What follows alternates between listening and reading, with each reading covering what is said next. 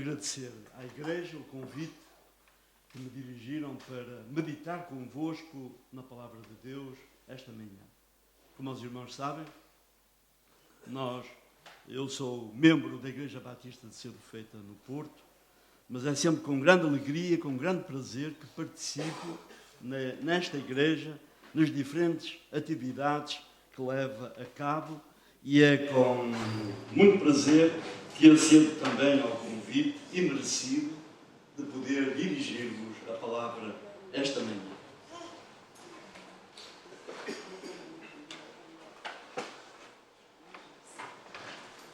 O tema que eu tinha é exatamente este. Jesus pergunta. Porque o verão, obviamente, pergunta o quê? Vamos ver algumas das perguntas que Jesus formulou através do tempo e que foram registados na sua palavra. Jesus pergunta o quê, a quem e porquê.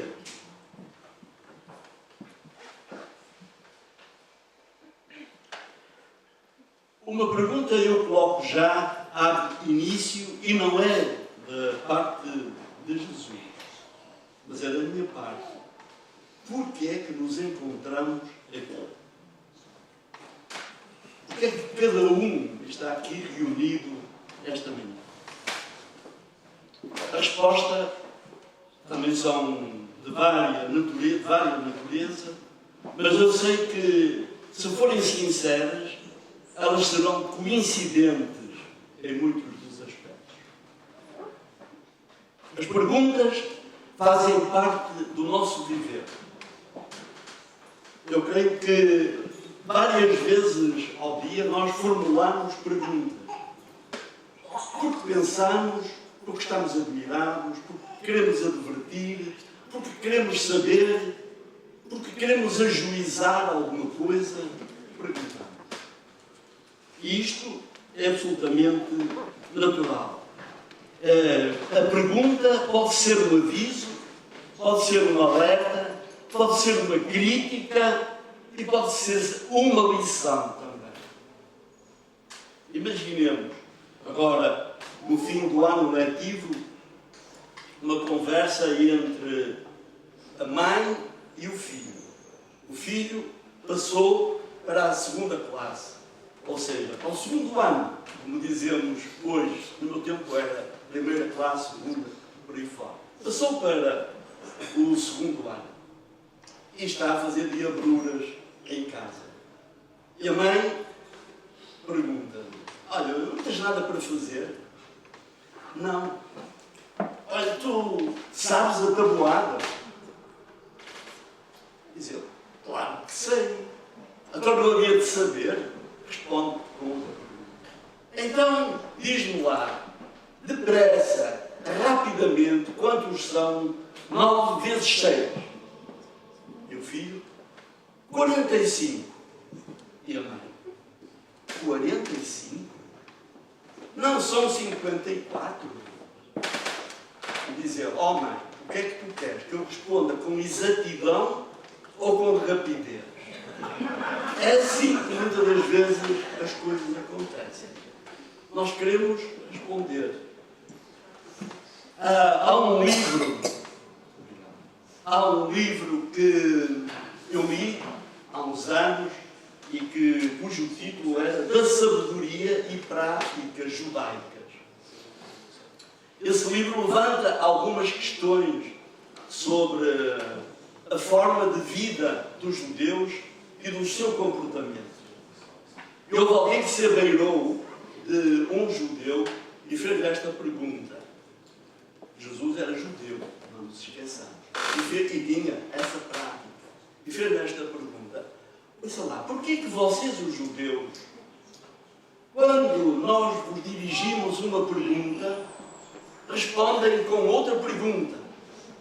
E o judeu, muito calmo, diz assim: e por que não? É assim. As perguntas geram perguntas. As perguntas levantam resposta. Por que é que estamos aqui? As respostas são, como eu disse, muitas e diversas. Eu estou a ler um livro de um teólogo alemão, Hans Küng, que publicou um livro recentemente e que está a dar brado. Ele tem escrito vários livros, são best-sellers, e publicou este livro por uma razão, por uma pergunta que lhe fizeram. E a pergunta que lhe fizeram foi tão somente esta: um homem que chega aos 85 anos, depois de uma vida de fé, recebe uma pergunta de alguém que se aproxima dele e diz, com toda a sinceridade, diga-me em que é que acredita. E Hans Küng entendeu que devia responder a esta pergunta escrevendo. E no livro que eu estou a ler, ele diz: eu escrevo para todos aqueles que vivem a sua fé e querem expandi-la. Eu escrevo para aqueles que, em vez de se limitarem a crer, desejam saber e esperam uma interpretação da fé para pôr em prática aquilo que aprenderam. O livro que ele escreveu está à venda, saiu para os escaparates no mês de junho, é Aquilo em que creio. Não sei o que é que os meus irmãos poderiam dizer sobre aquilo em que creio. Muitas dúvidas, algumas interrogações, algumas incertezas. Eu espero que a vossa e a minha resposta sejam esta. Porque estamos aqui, que a nossa resposta seja porque creio.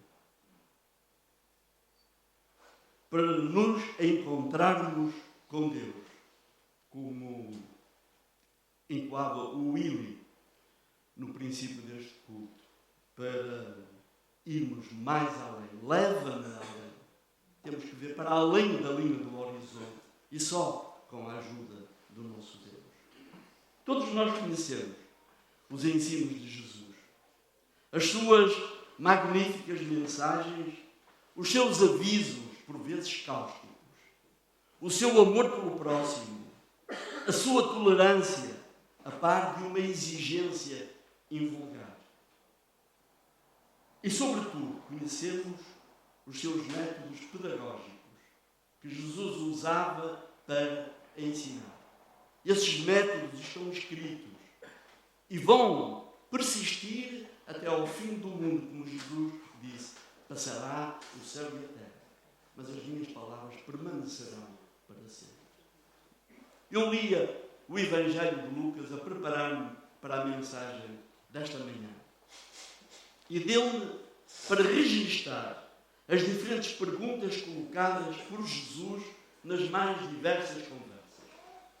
Se eu perguntasse aos meus irmãos quantos capítulos tem o livro de Lucas, era fácil. Abriam e diziam, não sei que alguém saiba de cor,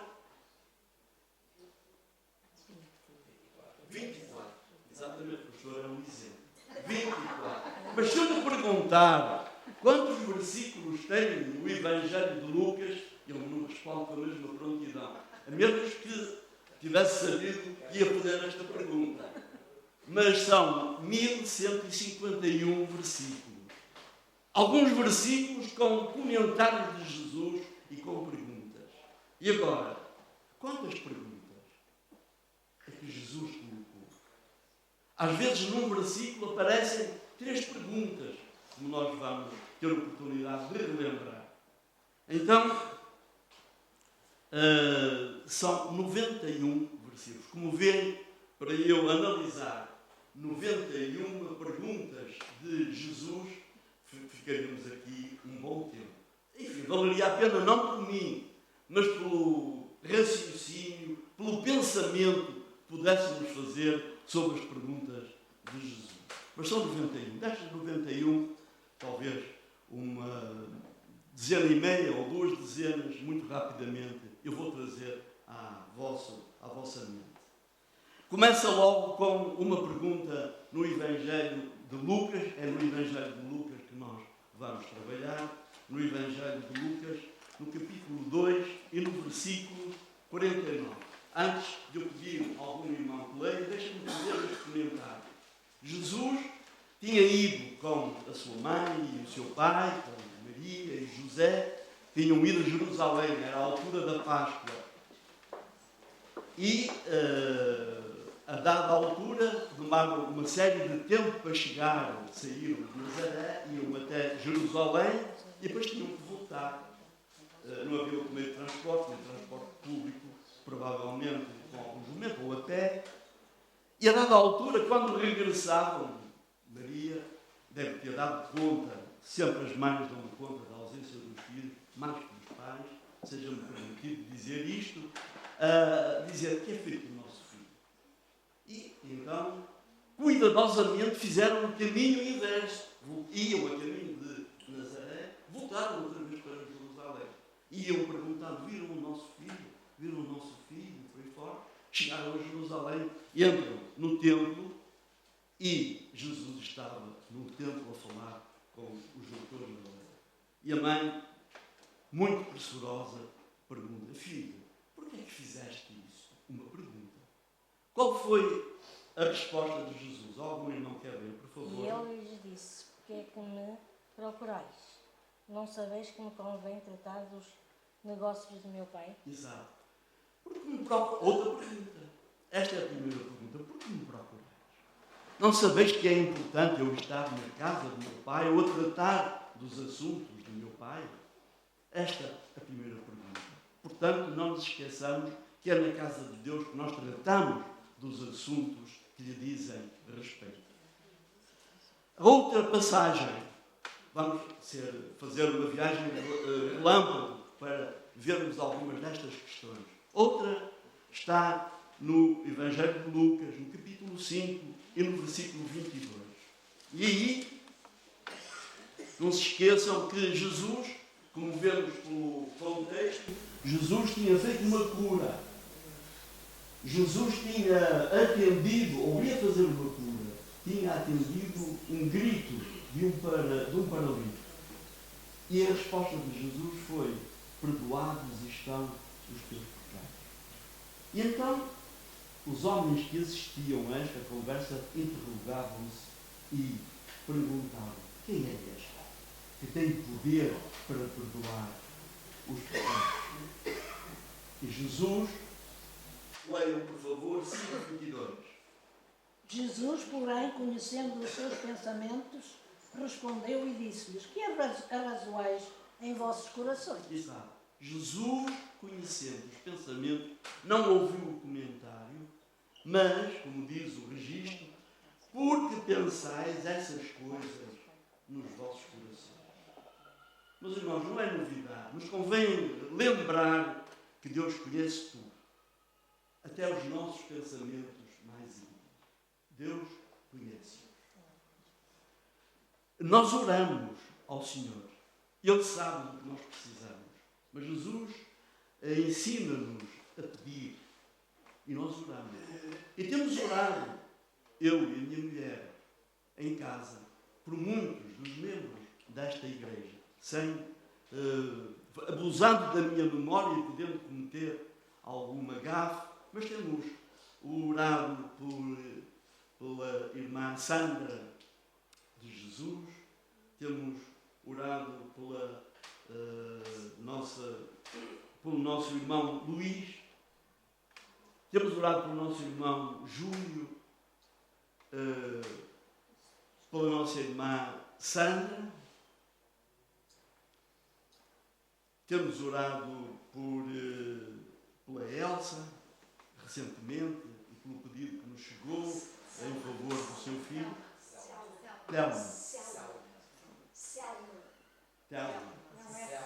Selma. Pronto. Mas eu troquei o nome, mas Deus não trocou a pessoa. Mas temos orado por todos eles, pela Diana, enfim, temos-nos dirigido ao Senhor quando disse Sandra, queria referir-me à filha do nosso irmão, Romualdo. Temos orado pela nossa irmã Gracina e pelo seu marido, por aqueles que experimentam dificuldades. Para aqueles que viajam, é um prazer ver aqui o nosso irmão Romão. Eu estava. Falhou. Isto é próprio da idade, quando lá chegar, vai ver. Mas enfim, temos orado por aqueles cujo clamor não chega. E depois de orar, meus irmãos, o que é que Jesus pode pensar nas nossas mentes? Às vezes diremos assim, tanto orei por aquele irmão, ou tanto orei por este familiar, e Deus levou prematuramente. Valeu a pena? Às vezes levantamos esta questão em relação ao resultado das nossas orações. Afinal, orar para quê? Valeu a pena? Às vezes fica tudo na mesma. Mas convém lembrar que Jesus ensinou a orar de forma persistente, sem cessar. Mas não esqueçamos também aquilo que Jesus ensinou na sua oração sacerdotal, que é básico ao pedir ao Senhor, mas seja feita a tua vontade. Às vezes queremos que Deus responda segundo o nosso desejo, mas não é. É segundo aquilo que o Senhor quer. Por isso Ele nos ensinou: Pai nosso, que estás no céu, santificado seja o teu nome, venha o teu reino, seja feita a tua vontade. É este o espírito da nossa oração. E depois, em relação a este comentário, veio a resposta retumbante de Jesus, que eu peço que os irmãos leiam, em Lucas 5:23. Qual é mais fácil? Dizer os teus pecados são perdoados ou dizer levanta-te e anda? Ora, aí está. Outra pergunta de Jesus. O que é mais fácil? Dizer os teus pecados são perdoados ou que era aquilo que ele queria? Levanta-te e anda. Aí está feita a resposta de Jesus. Lucas 5:34. Outra pergunta. Nós lemos no versículo 33, no contexto, que disseram eles: os discípulos de João, e bem assim dos fariseus, frequentemente jejuam e fazem orações. Os teus, entretanto, comem e bebem. Para um comentário, uma crítica feita a Jesus. E o que é que Jesus respondeu? Lucas 5:34, outro irmão que leia, por favor. Jesus respondeu com outra pergunta: poderão obrigar os convidados de uma boda a jejuar enquanto ainda estiver com eles?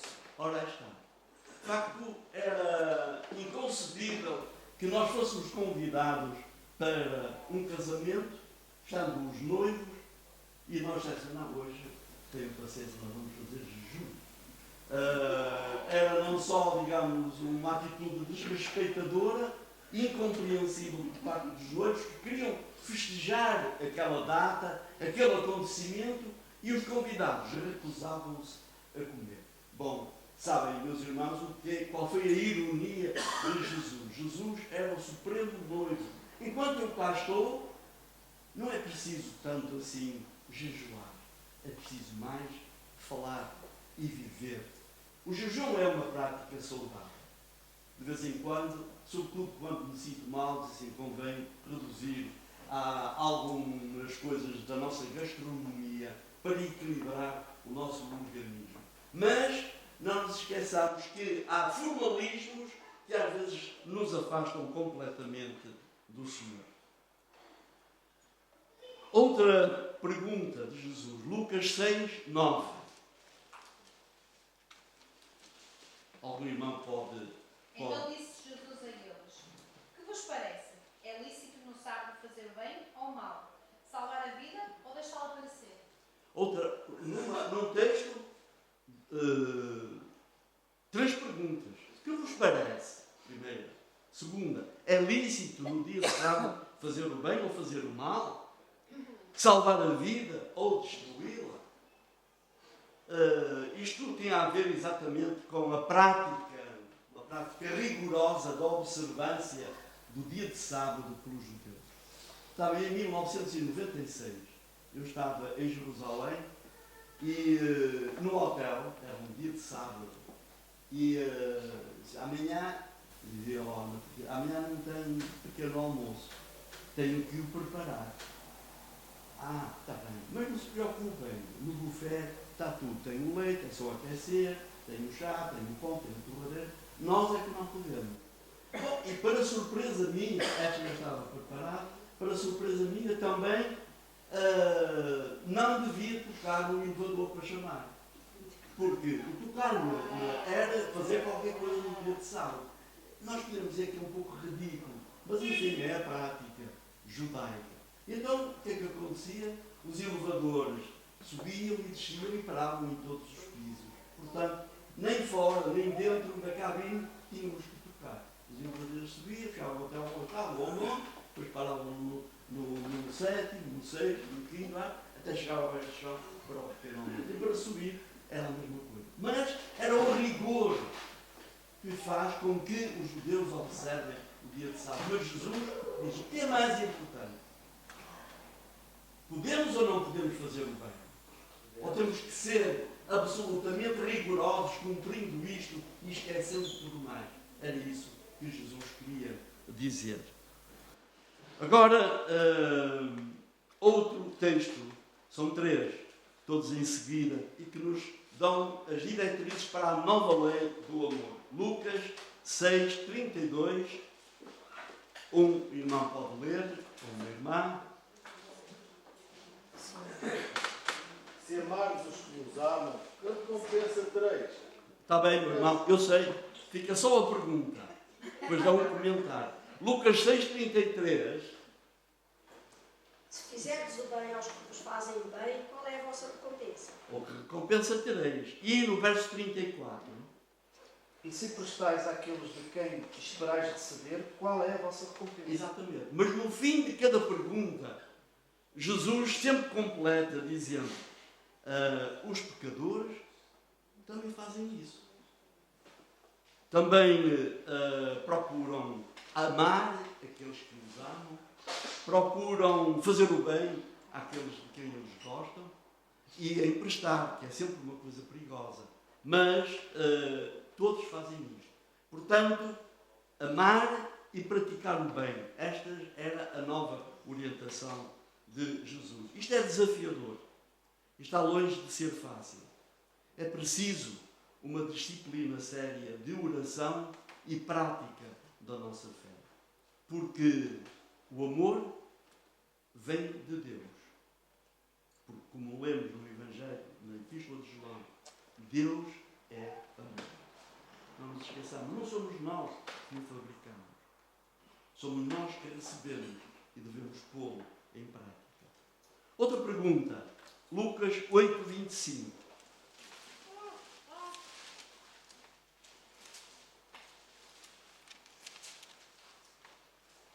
E disse-lhes, onde está a vossa fé? Onde está a vossa fé? Jesus tinha acalmado a tempestade no mar da Galileia.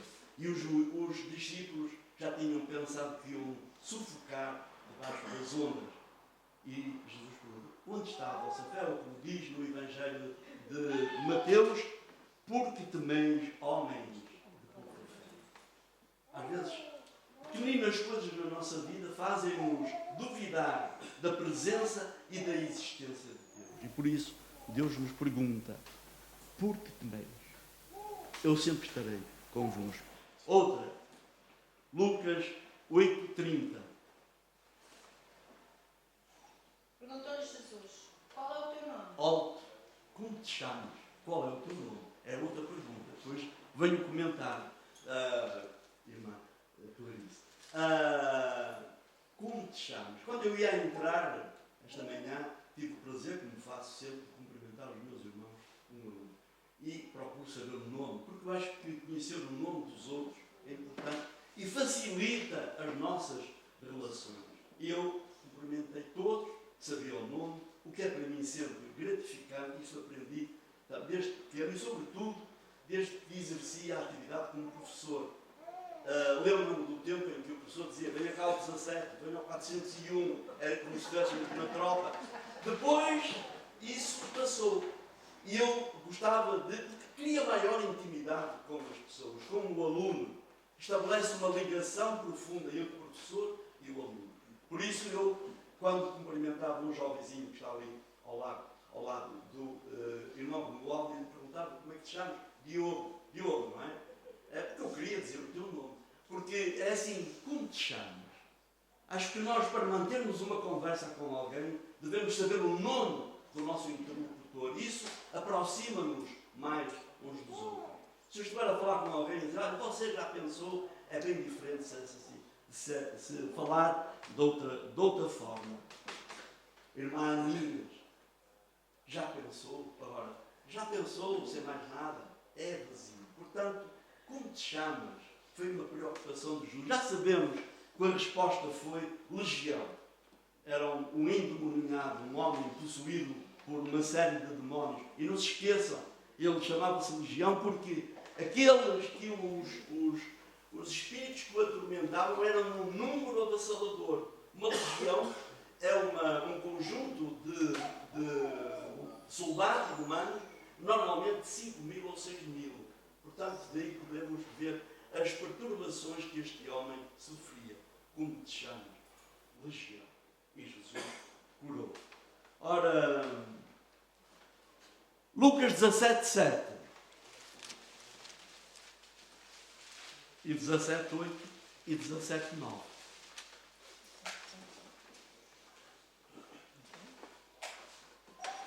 Qual de vós, tendo o servo ocupado na lavoura ou em guardar o gado, lhe dirá quando ele voltar do campo: vem já e põe-te à mesa?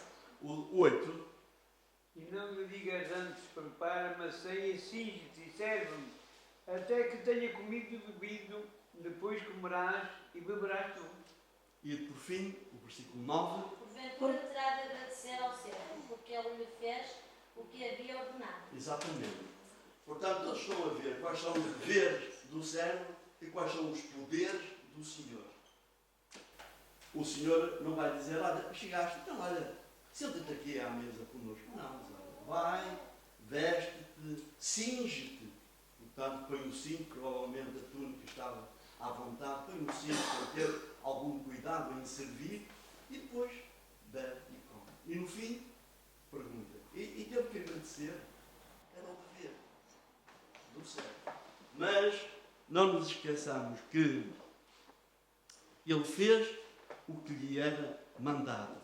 Mas nós podemos completar exatamente isto quando Jesus disse: assim também vós deveis de haver, depois de haveres feito quanto vos foi ordenado, dizei: somos servos inúteis, porque fizemos apenas aquilo que devíamos fazer. Portanto, meus irmãos, não se esqueçam que aquilo que nós fazemos como servos de Deus, mesmo que o tenhamos feito com perfeição, Deus o rotula de servos inúteis, porque nos limitamos a fazer aquilo que o Senhor ordenou. Ir à igreja, cantar, orar, contribuir e depois, só na igreja, servo inútil.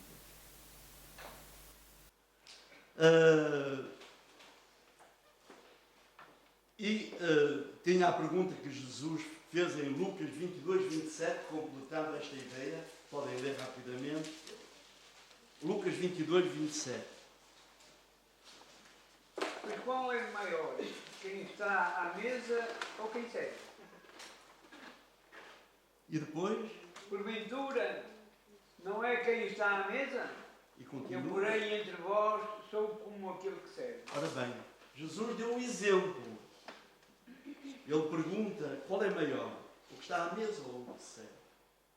Depois ele diz: eu sigo, eu dou o exemplo. É isto, meus pesados irmãos. O dever de um servo.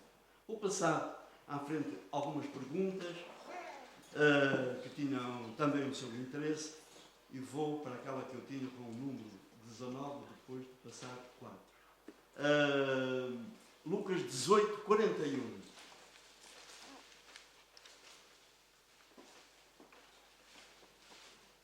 Jesus está em Jericó e alguém que grita: Jesus, filho de Davi. Um título messiânico. Tem misericórdia de mim. E depois a pergunta de Jesus, Lucas 18, 41. Dizendo, que queres que te faça? O que queres que eu te faça? Meus irmãos, quantas vezes nós gostaríamos que Jesus nos perguntasse: o que queres que eu te faça? E ele, seria desnecessário, mas Jesus queria provocar a resposta. Ele era cego, já sabia o que é que pretendia que Jesus fizesse. Que lhe desse a vista, que voltasse a ver. Foi o que ele disse, que eu volte a ver. É isto, meus irmãos. E, a terminar, Lucas 19, 23. Um tema da atualidade. Alguém pergunta? Por que não puseste o meu dinheiro no banco? Continua. E então, na minha vinda, o receberia com juros. Exato. Porquê que não puseste o dinheiro no banco? Olha, sabem, com a devida vénia ali para o nosso irmão Américo, que é o poeta oficial aqui da igreja, que eu ouço sempre com muito prazer. Lembro-me quando estava a ler este texto das palavras de Fernando Pessoa, um poema que era Liberdade. E ele começa mais ou menos assim: ai que prazer não cumprir um dever. Ter um livro para ler e não o fazer. Ler amassada, estudar é nada. Os livros são papéis pintados com tinta e por aí fora. E depois chega ao fim e diz assim: e mais do que isto, é Jesus Cristo, que não sabia nada de finanças, nem tinha biblioteca. É de facto, Jesus não devia saber muito de finanças. Senão, não daria para pormos o dinheiro nos banqueiros.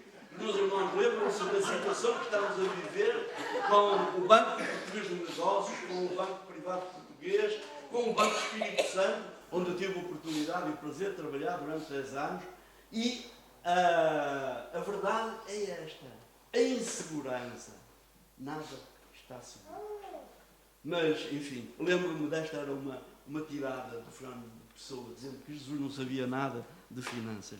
Mas, mais do que isso, aqueles servos deram conta dos talentos que receberam. Um recebeu 10 minas e deu outras 10 minas. Não se esqueçam que 10 minas correspondia a 100 denários, e 100 denários era o salário correspondente a 3 meses de trabalho.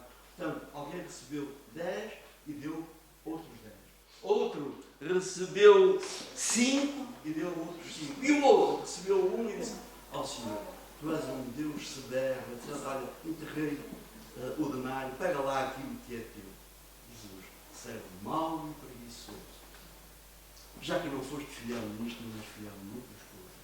Pegai e dai àquele que tem 10 denários. E diz logo o outro: ó Senhor, não vais dar àquele que tem mais? Pois, porque aquele que tem merece mais do que aquele que nada fez, merece que lhe seja tirado. E finalmente, agora, meus irmãos, Lucas 22, 35, um apelo e uma compensação para aqueles que exercem a atividade de pastores, mensageiros e missionários. Lucas 22, 35. Alguém pode ler? E disse-lhes: quando vos mandei sem bolsa, alforge ou alparcas, faltou-vos porventura alguma coisa? E a resposta? Eles responderam: nada. Nada responderam. Portanto, meus irmãos, pastores e outros membros, diáconos, etc., que têm responsabilidade na igreja, Jesus disse: quando vos mandei, e deu-as estas instruções que estão no livro de Lucas, no capítulo 9, bem claras. Quando vos mandei sem bolsa, sem alforje, portanto, sem saco, sem dinheiro, ou sandálias, faltou-vos alguma coisa? Nada. Quando servimos ao Senhor, estamos repletos das suas bênçãos. Que instruções Jesus nos deixou para cumprir? E ser-me-eis minhas testemunhas. Porque é que estamos aqui? Porque o Senhor nos designou como testemunhas. Não há outros que possam testemunhar e falar do poder do Evangelho senão nós como testemunhas. E por isso Jesus, quando ascendeu, disse: mas recebereis poder ao descer sobre vós o Espírito Santo, e sereis minhas testemunhas, tanto em Jerusalém como em toda a Judeia e Samaria, até aos confins da terra. Porque estamos aqui? Porque somos testemunhas vivas do Senhor e temos que falar daquilo que ouvimos, daquilo que vivemos e daquilo que sentimos.